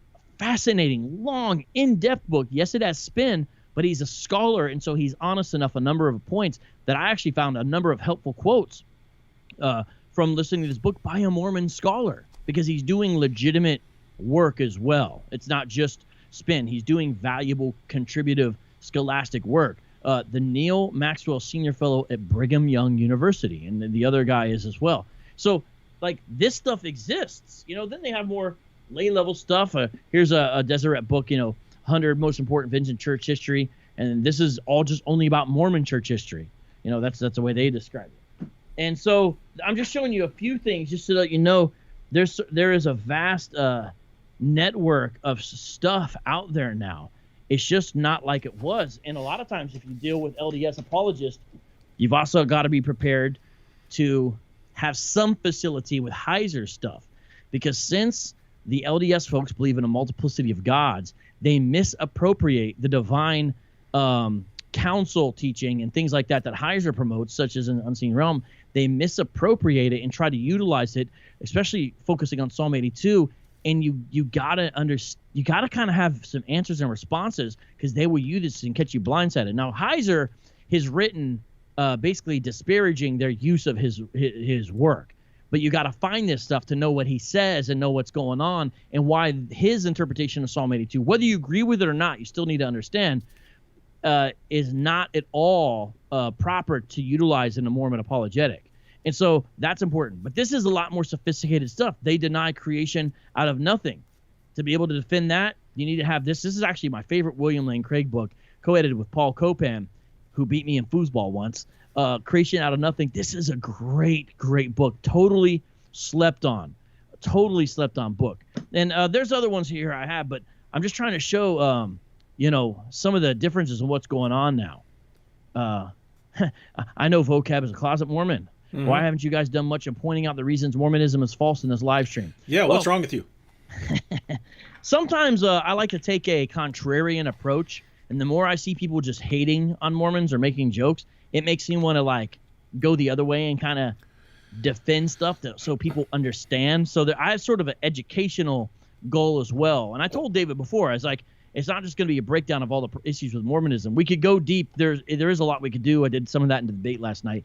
But I also want to give people kind of a lay of the land so they understand things a little bit better as well, instead of just also, or you are actually a closet Mormon.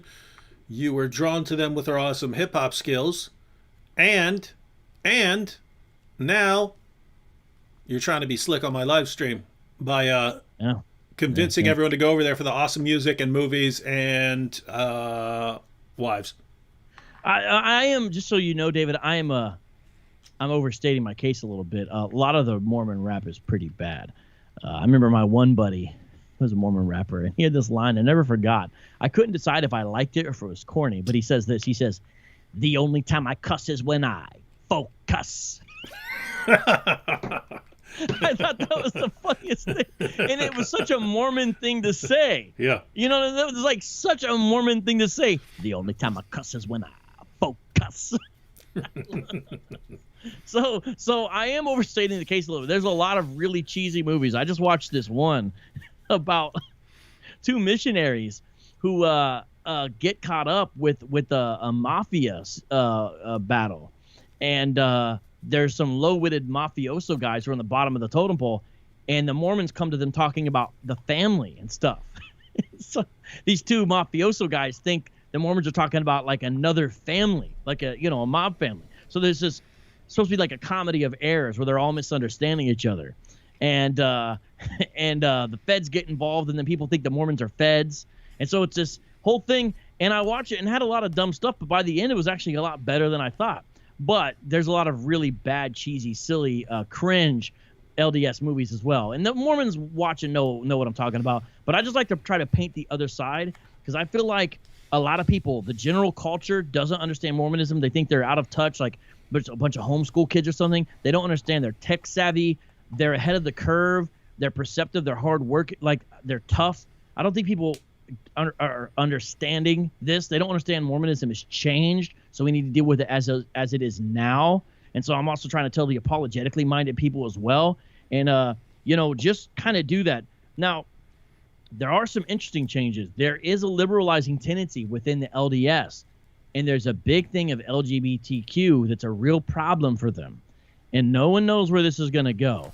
There's this group of Mormons affiliated with something called Sunstone, that is all about talking about the Heavenly Mother and alternative forms of sexuality and all kinds of really bizarre stuff.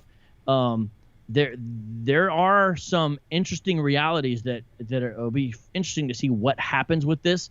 The RLDS, which it was the Reorganized Latter-day Saints, which is now not called the RLDS, it's called the COC, the Church of Christ. They're lesser known, but they're the folks who stayed behind in Missouri. They have almost become like a mainline liberal denomination at this point. They they still believe in the Book of Mormon, but they've taken a step back from its primacy, and they've actually joined the National Council of Churches. Now, that's sort of a mainstream Protestant thing, but of course they renamed themselves. They're not the RLDS anymore. There's not a lot of good books on them, but I do have some on them. Now, this is when they call it RLDS, but the information's still accurate, a lot of it.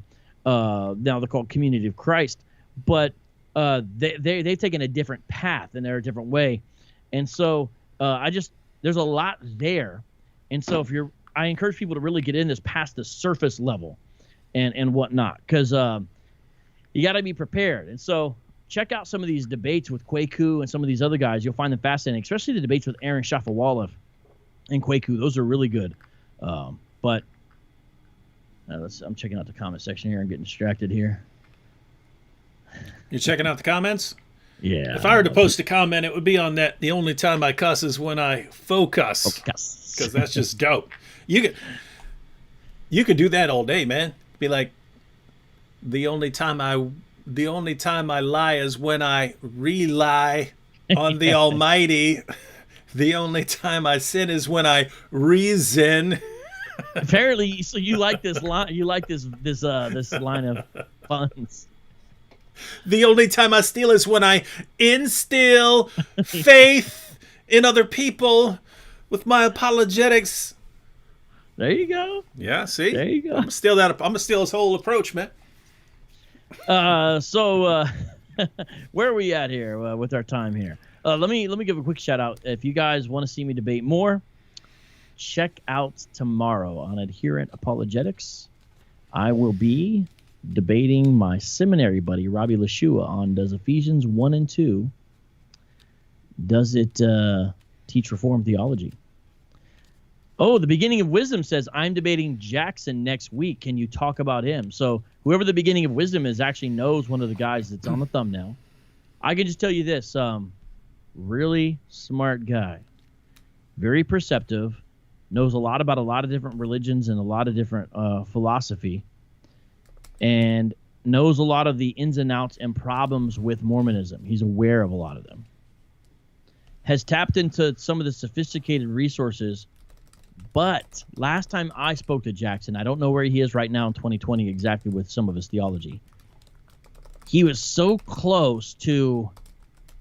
I feel like I'm going to misrepresent it, whatever I'm saying. So I apologize, Jackson. It's difficult to kind of pin down some of your views, okay? And I don't know exactly where you are now.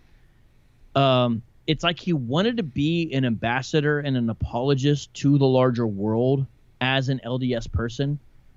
But some of his views were so muted and secularized that it was difficult to see how he was really representing in any way something other than a kind of this odd intellectual left-leaning segment of the LDS organization. Now, I don't know where he's went since then, but I don't find a lot of his answers at the time I was dealing with him very representative. And so you really have to ask him what he believes about a certain issue without assuming it. And you can show what he should think or what he should believe, but you really got to find out what he thinks on any given issue, because he will surprise you. And I can guarantee you he's probably thought about it. Really, really bright kid. I say kid just because he's younger than me. You know, he's a young man. But I guarantee you he's thought about it, but he probably has some off-the-beaten path answers. So you just really got to be prepared for that. But I found him to have kind of a relativistic, kind of pluralistic view. And a lot of us that were talking to him at that time said, bro, if you keep on going on the path you're on in 4 years, you're probably going to be an atheist. And he kind of laughed at that and said, no, you know, I'm about to go on my mission. I'm about to do this thing, you know what I mean? But a couple of us kind of observed that and thought that. And that's why I was actually surprised to see him recently with these debates being scheduled, because I still had that as a mindset, like, yo, this dude's going to go atheist if he doesn't turn a different direction. So I don't know exactly where he is now, but I can tell you, all I can say is do not underestimate him, but also don't box him in. And you're probably going to have a little bit of frustration trying to find out exactly where he's at with things, because it takes kind of a slow process of probing. So that'd be tricky in a debate. I'm shocked he's debating. Maybe he's changed some of stuff. He's like a dialogue kind of guy. You know what I mean? But in a way, I'm glad he's willing to step out. It's nice to see some Mormons willing to represent, because for the longest time, you just didn't have that. I think Walter Martin had a couple debates with a guy way back in the 60s or 70s or something like that, and then you just didn't really see much, really, where you would have someone, because it kind of violates Mormon social norms. You know, the missionaries aren't about that life, and so it's interesting to see a few guys step up. I mean, regardless of what you think about Kwaku, you know, kudos to him, willing to fly all the way to Phoenix, sit down with James White and Jeff Durbin and go toe-to-toe with them. I mean, at 20 whatever years he is, okay, you know what I mean? So there are some guys like that, and so all I can say is don't sleep on them, but also, is Vocab atheist or Christian? Yeah, I'm a Christian apologist. What are you? What is happening with these questions? Yeah, but are you an atheist? No one knows who I am on your channel anymore, David. Are you an atheist Christian apologist or a Christian apologist? Hey, speaking of debate, Shah Saeed here said, any ignorant Christian want to debate me? Let's go. Who said that? Shah Saeed. Hey, Shah, why are you looking for an ignorant Christian? Why don't you want a knowledgeable Christian to debate? Why are you praying deliberately on the ignorant the way your prophet did in 7th century Arabia? Found the most ignorant people he could find to convert them to his religion. What are you laughing at? He wants it to be an equal match. He wants it to be a fair fight. Well, here's what's funny. Like a couple of hours ago, I posted a video saying anyone who wants to join us live, have a discussion, any Muslim on the planet, and guys, I'm serious about that. If Ali Dawa and Muhammad Hijab and Fareed Leaks and Sheikh Yasser Qadi and Shabir Ali all want to join us, and Zakir Naik all want to join us at the same time, I'll set it up. We'll set it up. That's how confident we are that the Quran affirms the inspiration and the preservation and the authority of the Jewish and Christian scriptures. So we're happy. And anyone who wants to join us. So notice, we announce, hey, anyone who wants to join us, starting Monday, we're going to do an entire week of live streams. Anyone can join us. And what's the response? Let me go in the chat section and try to pick an argument with an ignorant Christian. Wow. You guys are telling me like there's a lot of whiners here. You might have to retitle the show "Debating Mormons" or something because people were looking for something different. Look, we're just trying to get you in here, and it's not David's fault. I told him I want to give people a lay of the land, and honestly, instead of just laying out problems with Mormonism, I kind of feel like I need to kind of like tell you guys more about it because I can tell hardly anybody knows anything about it. I thought there was a greater knowledge of LDS like reality that I'm seeing in the live chat. I just, and I'm not even the expert on it. Aaron Shafawala, a guy like that, Bill McKeever, Eric Johnson, those guys that someone mentioned Sandra Tanner, but I'm shocked at, and I'm not trying to make you guys feel bad, but you guys don't know anything. Like, it seems like no one in the live chat knows anything about Mormons at all. Yeah, but you can't be attacking them for that because I don't either. So yeah, but you're not saying dumb stuff like they are. Oh, Anyways, that's true. I do say some dumb stuff though. Look, problems with Mormonism. We do a quick version. They have a false alternative authority. Joseph Smith's visions and dreams, which are riddled with problems, plus the Book of Mormon, plus the Doctrine and Covenants. Not only that, they have someone who's supposed to be a living prophet, so they can get new revelation anytime. And yes, it can contradict previous revelation, such as if you're of African descent, you can't hold the priesthood. All of a sudden, now you can. Now, Mormons will say that was just a policy. They whitewash everything and change it. The reality was you could not. Just like Brigham Young said that it's always going to be the case. It's God's law that a black man can't marry a white man, and if they do, you got to kill him on the spot. Joseph Smith, the person who came after him, was Brigham Young, and he said stuff like that, and it's in the scripture. And that's a problem though with the Mormon. What is scripture? What is the source of authority? It gets very tricky with that. That's another problem. They don't stand on a square. You don't really know what you're dealing with. Mormonism is materialism in most of its forms. It has matter as being the ultimate. They'll say eternal. They don't mean eternal. Jesus has not always existed in the sense, in any real meaning sense. Sometimes they'll say things like this. He's existed alternity, but there was an eternity before this eternity that he didn't exist in. You actually get stuff like this because they don't define eternal the same. So you have a God who hasn't always existed. You have a God, for example, the Father, who was once a man on another planet that progressed to godhood. That means God could have hypothetically sinned and needed a savior himself. They want you to worship a heavenly Father who also was a man once in sin. And then his goal is to try to get you to be God as well. But if you don't get to progress to godhood, it's still okay. You can still have some other kind of good afterlife. Only a few people get cast out into outer darkness, and it's mainly apostate Mormons and really bad people, maybe like Hitler. Everybody else, like the Christians, we get to have a decent afterlife as well on Mormon eschatology. It's only a few people who are in outer darkness, and it's basically apostate Mormons. That's like the worst thing you could be, basically, or Hitler. I always do that kind of as the two. So the massive problems, wholly unbiblical. Deny the Trinity, deny what it really means to be God, because he's not God alone. There's an infinity of gods going all the way back. No one knows who the first God was. No one knows how he arose. You've got a problem of Joseph Smith making bad claims all the time. Not just the fact that Jesus supposedly said this stuff, but he claimed to have translation ability, and then he came to translate out of language that doesn't exist, and then he ripped off whole sections from Isaiah. So what's he translating there? And he did it through magic stones and a magic hat, a seer stone, and a hat that he looked through. He claimed to have golden plates. How about these golden plates, though? What? Huh? What about these golden plates, huh? Nice golden plates. Yeah, nice. What? I don't know what's going on. Wood. There. D wood. Now say the only time I cuss is when I focus. The only time I... This your Twitter clip, ladies and gentlemen. The only time I cuss is when I focus. You happy now? Yeah. Yes, I'm happy, bro. Hindu historian says that Mormonism isn't the worst religion to be apostate from. You are right about that. Good point. Right. Good point.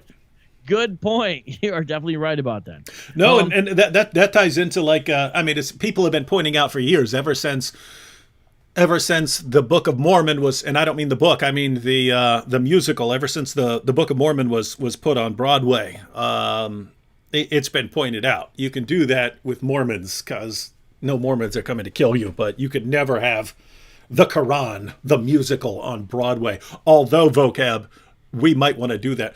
I'm sure there's going to be lots of venues. No, hang on. They're going to want to book that. This is, D-New says I need to get some grills. Oh, I saw that in a mall I was in the other day. I was walking by, I was like, are those a bunch of grills? And yeah, the dude had a bunch of grills there in a case, so I could go get one of those for my Islamic prosperity gospel. Darn it, I'm an unstoppable fire hose of good ideas, and I just thought of one, and I want it on record. Oh, we have to go. Oh, look, we have to go. I'll cover all the tickets because people will cover all my expenses. We'll go watch the Book of Mormon and learn it really, really well. And then we'll make a parody version where it's about Muhammad and the Quran. But we've got so many musicians on our squad that we'll make it a hip-hop parody of the Book of Mormon, but about Muhammad and the Quran. And we'll have Muhammad up in there, Gabriel, all his early companions, all this stuff. We could do it, man. We don't have to get to Broadway. We just have to do it once on stage and have it well recorded. Then we put that thing all over the internet. Yeah. Well, I'm already demonetized, so hey, gotta do it. Whatever, right? If you gotta go with a smile. You know what I mean? If you gotta go with a smile. And back to problems with Mormonism. The first visions have multiple problems. Wesley Walters is a scholar who's done classic work on this. Hey, you got to hold it farther back because all we see is like one little corner of the thing. Now you got to put it right in front of your face.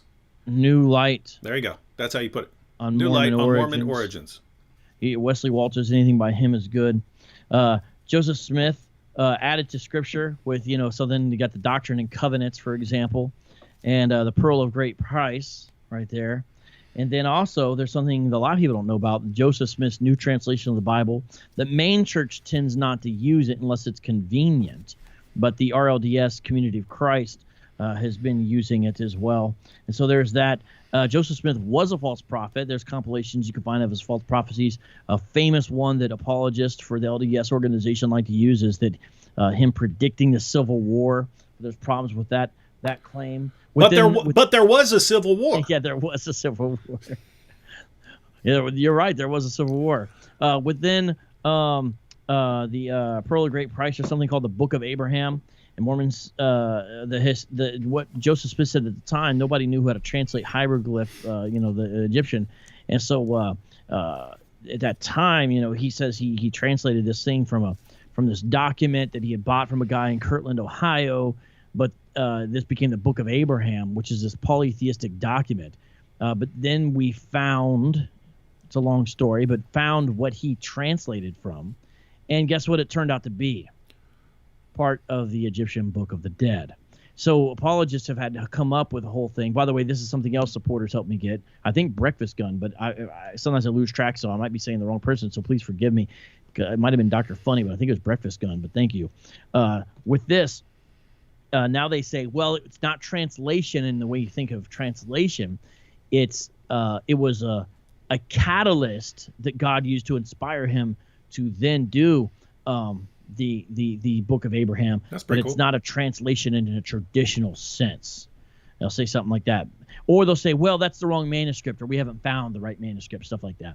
But the Book of Abraham is a bombshell. And so now you'll hear LDS apologists say, well, look, let's not talk about the Book of Abraham. Let's talk about the Book of Mormon, because if that's right, then everything else is right. Why are you going to this secondary thing? That's a trick, though. Here's why. Because no one ever saw the golden plates that Joseph Smith said he translated from. The people who did say they saw it, the witnesses said they saw it in their spiritual eye, and some of them later reneged, yada, yada, yada. They went back up to heaven or something like that, and they seem impossible anyway, because he says he ran through the woods with them, and they're way too impossible to carry. So the whole thing is fantastical about the golden plates with Reformed Egyptian, all that kind of stuff. So what you got with that is the Book of Abraham. We do have the document he's saying he translated. We have it. So we can do an objective test on his abilities as a translator. He fails the test. He fails the test miserably.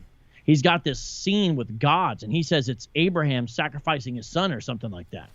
Even the pictures he gets wrong. He translates the same characters different ways. That's why they have to come up with this thing. Well, it's not actually translation. It's an inspirational text. Well, why do you have to spend all that money to, buy this funerary text so he could get the Book of Abraham out of it? Which is just a polytheistic document anyway. I see someone bringing up Native American DNA. Yeah, that's a reality too. Originally, the story is that Israelites left basically in submarines with compass. But compass didn't even exist back then. Came to the New World, right? And after Jesus ascended, he actually went to America to preach to the Native Americans because they were actually Israelites. So the other sheep of Israel, the lost sheep or whatever that I got to go talk to, Jesus, that's actually Native Americans who are actually Israelites in the United States of America. So that's what Jesus did. Then what happens is some of them stopped following God, and the other half stayed righteous. The half that stopped following God turned dark, and then they had a big battle, and they beat the good guys who were white. And what happened is the very last one, he hid the record of their society and all these things that happened in a hill in New York.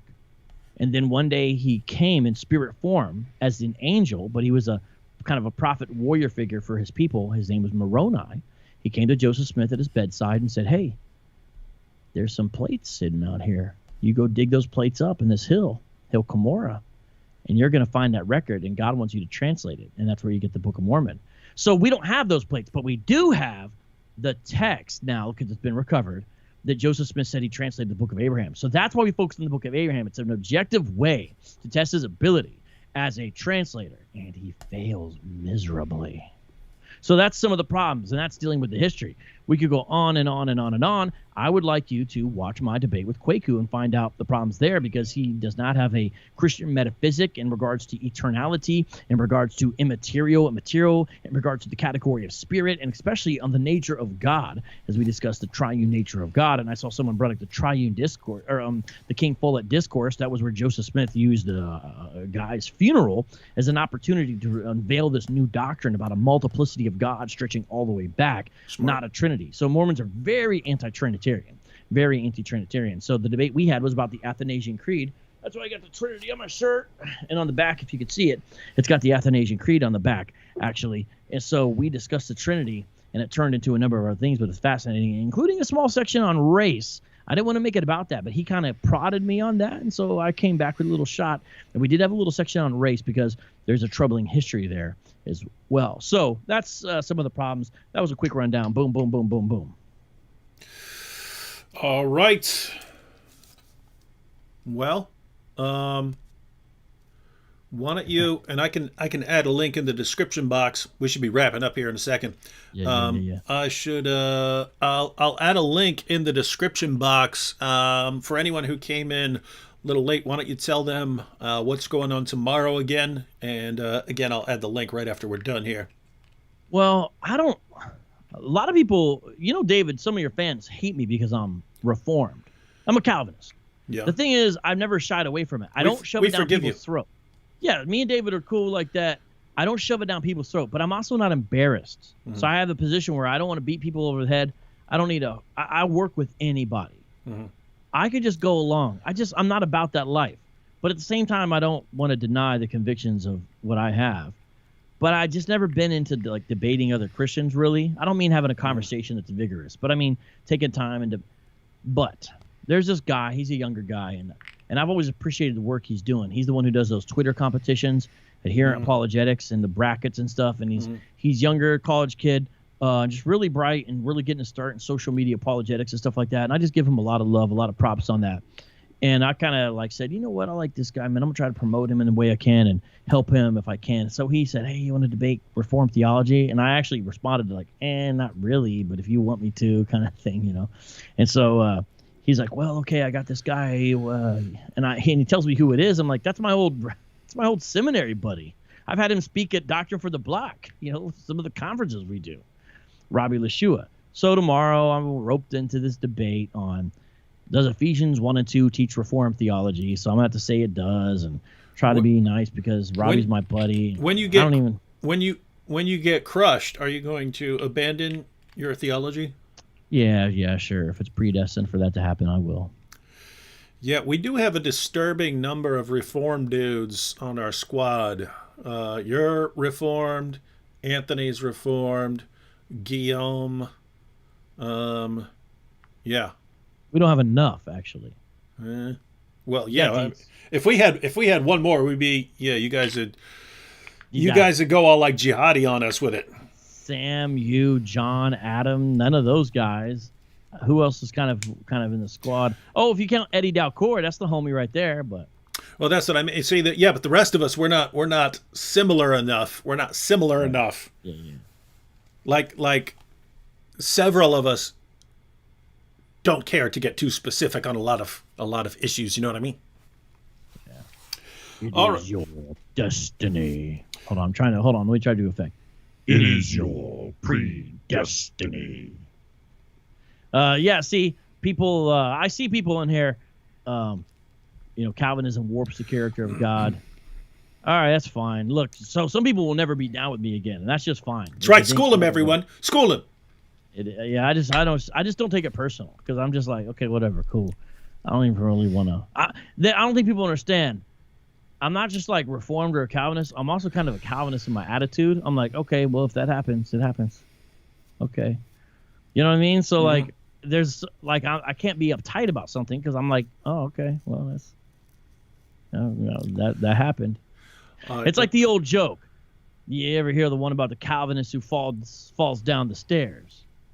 He gets up, dusts himself off, look back and says, I'm glad I got that over with. Yep. I'm kind of like that. Here's a quick comment here.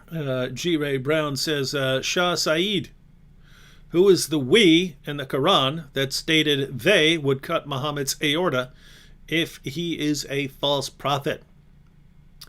So G. Ray Brown is referring to the fact that Allah often refers to himself as we this, we that, we this, we that. And guys, I just wanted to point out here, this is totally different note we're ending on here, but think about that because it's actually a hilarious point to bring up. Muslims do have an answer. They say that this is the royal we, the plural of majesty,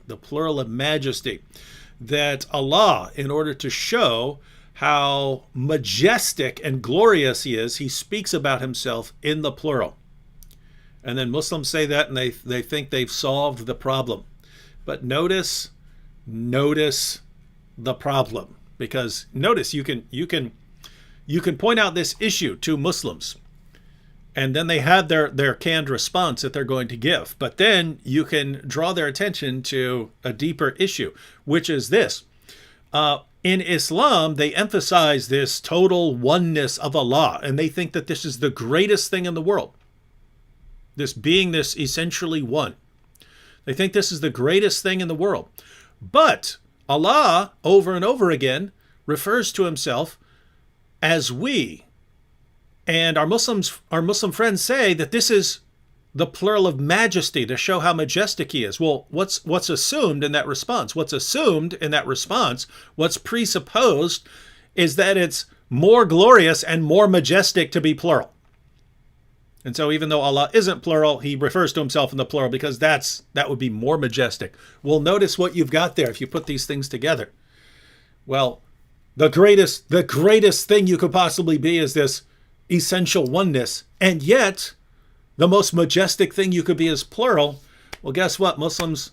According to you, that's not your God. That is our God, though. So the greatest being there could be would be a God who is one in one way and more than one in a different way. Not according to us, according to Islam. That would be the greatest possible being. And that's not your God, Muslims. That's our God. All right. You ready to wrap it up, Vocab? Somebody said I was bankrolled by European Calvinists. And I said, I wish. Yeah, you were. They're too prim and proper. They've totally disowned me. They're slinging that cash at you. They've totally disowned me. That's the thing, I like the fighting Calvinists, but not who just want to fight other Christians. I like the fighting Calvinists who want to fight bad doctrine and error. I just can't stand the Reformed impulse to sit around and argue with Christians all day. And I can't stand, the impulse to just have all these prim and proper categories and you can't bust out. I get tired of it. I'm not about that either. I'll bankroll you. I'll bankroll you, Vocab. Well, so I'm not bankrolled by a European Calvinist. I'm bankrolled by a Jesuit. You went to Fordham, a Jesuit school.